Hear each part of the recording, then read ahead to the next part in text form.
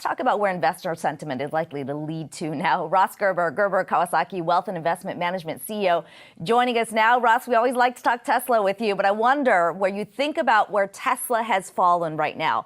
Is this just about Tesla coming back down to reality where fair value should be? Or are there fundamental questions about its growth potential now? Well, unfortunately, I think it's kind of both, in that the original story that I think most investors bought into with Tesla didn't really include Elon and Twitter.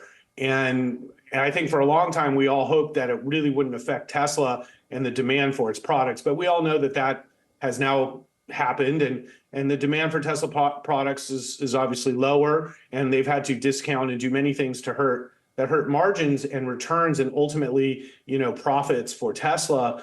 So, you've got that problem, which is where's the bottom when they don't advertise and they don't do anything to create demand, but the CEO of the company every day goes out and hurts demand through his actions, literally every day. Yesterday it was Don Lemon and Mr. Free Speech, but I don't like the guy who interviewed me, so he's fired. That's not free speech. So I think, investors have had enough, and we see the fallacy in this business model now, where the king of advertising the brand is now the devil advertising the brand, basically. So Ross, this is tough, and I know you're someone who, this is a company that you like, that you follow. I love the company. Exactly. So how hard is it then to try and value this company that started off as a car company, then is considered more of a software company, and then you bring in some of the personality of the CEO as well coming into the mix? How do you end up valuing accurately Tesla?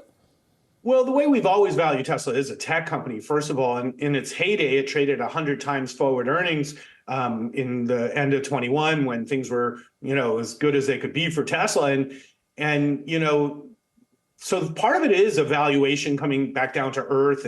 And when you align it with forward multiples from Microsoft, NVIDIA, Google, Apple, the Mag 7, let's say, 35 to 40 times forward earnings makes a lot of sense. So if you're looking at $3 for this year, that's how the Wells Fargo guy gets to 125. And so, 40 times earnings seems like a fair multiple for a company that isn't growing earnings, but has an incredible potential future. But this could turn around very quickly if either Tesla gets a real CEO who's actually going to help the company, or Elon changes his tune and actually comes back to working at Tesla and promoting the brand in a positive way. So they've got great products. The Cybertruck is amazing, but it's just literally a business lesson of an amazing company being brought down by its CEO.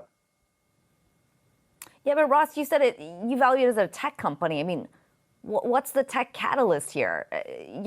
For months we heard from so many Tesla bulls who said, look, this is an AI company, but there's not an AI product out there. When you think about autopilot, It's not at the level 5 that was claimed to be. No, it's not an AI company, and Elon's made it clear he's not going to build AI at Tesla, which is even more upsetting to me. Especially because Tesla could have owned OpenAI in hindsight, and boy, that's worth now $100 billion.